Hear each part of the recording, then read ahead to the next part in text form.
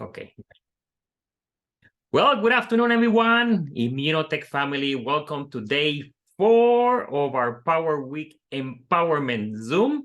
It's been a wonderful week. We've seen so much activity in the English market and not so much activity on the chat. So we want to continue to encourage you to post your activities so that we can all see what you're doing and, of course, learn from you. And, of course, in the Spanish side as well, they're very, very busy as always. And, good things, not good things, great things are happening in the month of March at Immunotech, and that's thanks to all of you. And we just want to recognize Juliana Lebron, who posted a photo of herself in a spa yesterday, promoting our Magalog over there. So congrats to Juliana. And so again, we want to encourage you to post more on the chat so that we can recognize you here tomorrow. And today we have a great special guest that I will introduce a little bit later. But before I do that, let me go ahead and share my screen real quick so that we can tell you about the tip of the RSM today. So let me share the screen with you. And it's always happens that when you are like in the middle of the week, in this case is Thursday, people sometimes we turn to think that, am I doing the right thing? Am I done already for the week or not? So like we say here, hello, in case you are in doubt, go for it.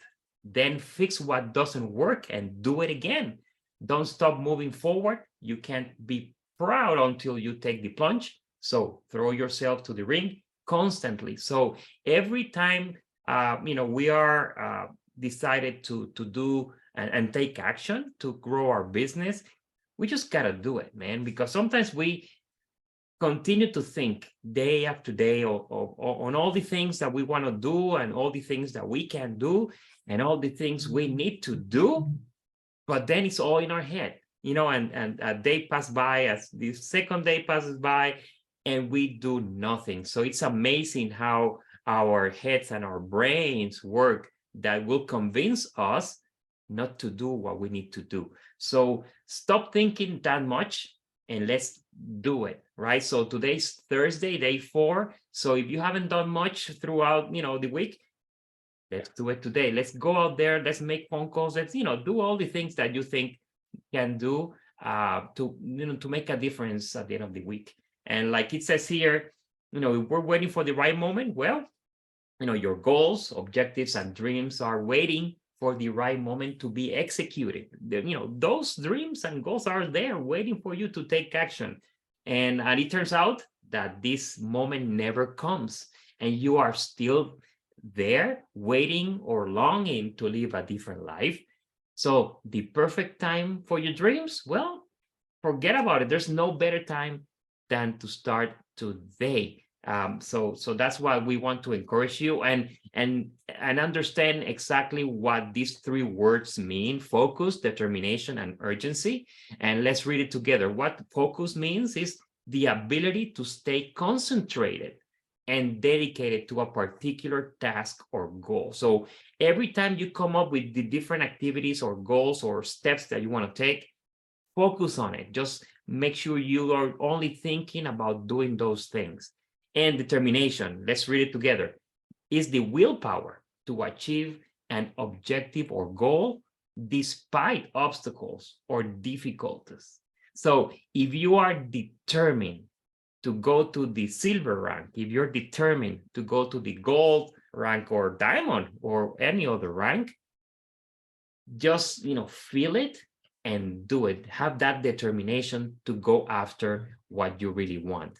And urgency, let's read it here.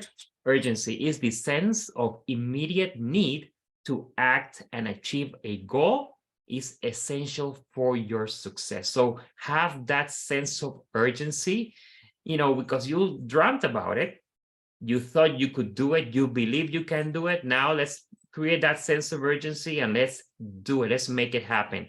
And you guys are, some of you have been at Immunotech for a long time and know that what to do and have had success in the past and continue to have success today. But don't get too confident about it. Don't get too complacent. Just keep doing it, because I know that your dreams can really come true if you really want to make it happen. And with that, now it's my turn to introduce to you our special guest for today. He is an executive diamond from Miami, Florida, someone who's been around for a while now and has built a very, very nice business for himself and his family. And so with you today, our good friend, David Kommers. Hello, David. How are you doing? Let me open the microphone for you. There you go. Thank you for joining us, David. Go ahead. Thank you very much for that warm introduction. You can hear me okay? Perfectly. Yes. Great. All right. Let me go ahead, and I have a slide PowerPoint presentation. Let me go ahead and share the screen. That way, let me just get that going.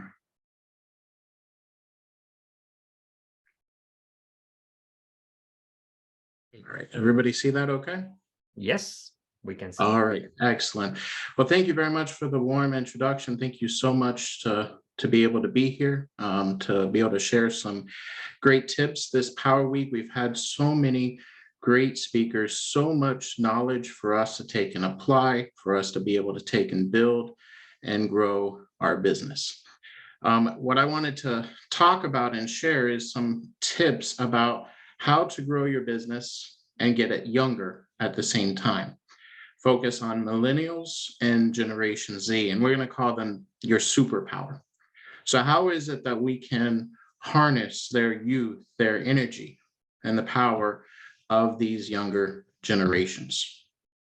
So we're going to discuss that. Now, one thing that was mentioned by Raj, and I really appreciated this, that Immunotech is a generational business. And this is such an important point for us to keep in mind. What does that mean? It means that we can build a business that can last for generations, and it can be passed on to future generations. That's such a powerful point in this industry to be able to say that based upon the history of Immunotech. And I'm living proof of this. See, my father is an executive diamond. I'm an executive diamond. So we've been able to take and keep it as a generational business. My oldest son is 17. He's going to turn 18 in 13 months. And once he turns 18, guess what? I'm going to get him started doing. So this is important for us to keep in mind, that this is the way the business is set up. And this is such a powerful part of the business. So let's talk a little bit about generation. What is your generation? We see there the 5 key generations. We have the silent generation, those that are generally upper 70s and above, the baby boomers, and that's a lot of focus with our industry and the product is the baby boomers, those that are in the generally 60s to 70s. We have Generation X, those are in the 40s and 50s. We have the millennials that are in the 30s and 40s, and then Generation Z, that basically they're underneath 25 or so years of age. So what generation are you part of? Well, a lot of times we kind of maybe focus a lot on that right half of the screen, but really we want to take and focus a little bit on the left side today, because that's where we can really find ways of growing the business. And really think about it this way. You want to cultivate a multi-generational business. You really want to get all different generations involved and growing the business. And there's a big need for it. Alberto told me that the median age of all new consultants that have signed up in the past 18 months, they're 49 years of age. So that tells us that there's a lot of work that we can do to take and encourage and bring in those of millennials and Generation Z into the business. Last year, I was at an event for all the executive diamonds and above in Mexico. There's about 200 people there. I think roughly I counted about 10 that were younger than 40. So 10 out of over 200. So that tells you how much opportunity for growth there really is with those two younger generations. So make it a goal, make it a mindset to bridge that generation gap. Don't let the difference in age or experience hinder your business. Use it as an opportunity for growth. So how do we do that? Let's figure out some ways that we can cultivate that youth, that energy, that power that these millennials and those of Generation Z have. And we're going to focus on 5 areas of how to do this. 1, respect. 2, mentorship. 3, adaptability. 4, core values. And 5, family. So we're going to break down each of these different areas and see how we can use them to really focus on the younger generation and their mindset. So let's talk a little bit about respect. Respect is so important. Really, it's our job as leaders that we want to cultivate a respectful environment. And this is true with any age group, right? But it can be especially true when we're dealing with younger ones, because we have those stereotypes sometimes that happen. Well, he's younger, those that are that age, they're all lazy. They're always entitled. They always spend all of their time with their phone up in the air, taking pictures. They can't focus. I can't manage them. They don't listen, Really, if we have that type of thinking and mindset, are we cultivating a respectful environment? No, not at all. If you think about it, no matter what generation we might belong to, I guarantee you that the generation that was older than us said those exact same things about us, right? So really, these are stereotypes, and we want to avoid them. We want to avoid that negative thinking, because that will not help us grow our business. We want to take and leverage the age and experience of people to benefit the organization. We don't want to take and say, well, that person is young, they're limited in experience. That's not using leverage. That's not using their capabilities and their strength. They're using their age. So we want to make sure to leverage. We don't want to take and use it as a point to divide or to drive people further away. We want to use it to our benefit. Now, mentorship is such an important aspect of this business, and it's especially important when dealing with the 2 younger generations. Now, some things might be a little bit different. So like I put number 1 here, be a friend. Because for the most part, when you're dealing with millennials and Generation Z, it might be different from some others when they think of mentorship. Friendship really isn't something that's too important for them. They just want to learn how to do something, get it done, and move on. But when you're dealing with someone from a millennial or a Generation Z, oftentimes friendship is very important. If they don't view you as a friend or trust you, they won't give you any time at all. And that really leads to the next point, where we want to give suggestions, not commands. We don't want to tell them what to do.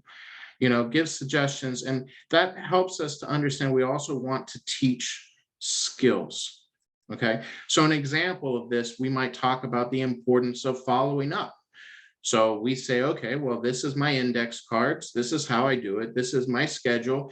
And this is when you're going to do a 3-way call, and tell it to them, okay, this is how you're going to do it.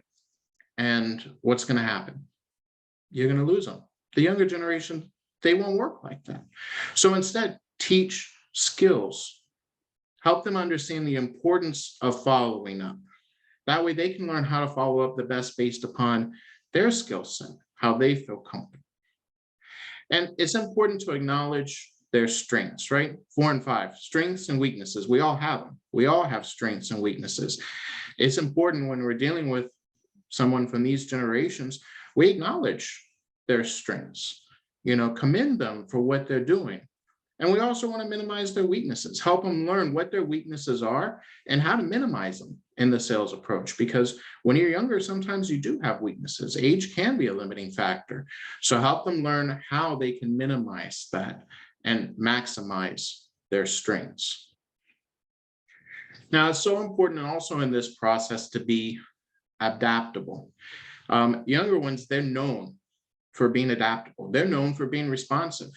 Sometimes you might bring up a point and they're already 2 or 3 steps ahead of you. And that's why it's so important to be patient. Patience is so important. And acknowledging that there's more than one path to success. So what necessarily worked for you might not necessarily work for them. You have to help them on their path with their skills, what they're good at. Now, another point that's interesting is what's called reverse mentoring. Have you ever heard of that before? What is that? So reverse mentoring, I'll give you an example that happened to me. So one of my mentors is my father, and then also Jim Spencer, my platinum upline. So he's mentored me so much over the years, and I've learned so many skills from Jim. When COVID hit, though, there was a time period where we had to adapt the business. He knew I was tech savvy with Zoom and the internet. So what did he do? He reached out to me to help him set up the Zoom meetings, the times to be able to learn to be host and so forth, so he can focus on the different aspects. That's reverse mentoring. When you take and approach those that are younger generations, not with the purpose of you teaching them something, but them to help teach you something. So this helps you to use their skill sets. You can do this with technology. So important. You can do this with social media. Let them teach you what TikTok is and how it works, or Instagram videos, or how to do lives. All of these things are oftentimes things that they know how to do. Don't pretend that you know what to do. Ask them for their advice, for their help. Build that up. And that's called reverse mentoring. Also, it's important to focus on core values. This is so important for Generation Z and millennials. Those that are older, sometimes their focus might be one of their priorities is money. That's not oftentimes the case with millennials and Generation Z. Really integrity, honesty, passion, community, charity, growth. These are all things that are real driving principles for them. And honestly, no matter what our age, these are all core values that we want to have built into our business. But let's make sure to emphasize these. Use the passion that they have. Help them understand that this is a community. We support one another. We work together. They want to feel part of that community. Emphasize charity. Emphasize the Kids program. Those are all things that the younger generations, they really do appreciate. And also think about growth. Remember, they're in a different point in their life. They're still growing. They're trying to grow their business. They're trying to grow their bank accounts. They're trying to grow their skills. You might already reach some of the goals of what you wanted to achieve in life, but not them. So growth is something that's important to focus on as well. And let's not forget about family. I've talked a little bit about this, but we want to make sure to include our kids. And it could be our individual kids or other kids in the organization. When we have meetings, we want them to try to be there. We want people to see that this is a family type atmosphere. We're encouraging our kids to get involved. It could be something simple as helping to run the power cables, to set up, if they're younger. Whatever it is, find different things that they can do, or maybe it's welcoming everybody that enters the door and shaking their hand.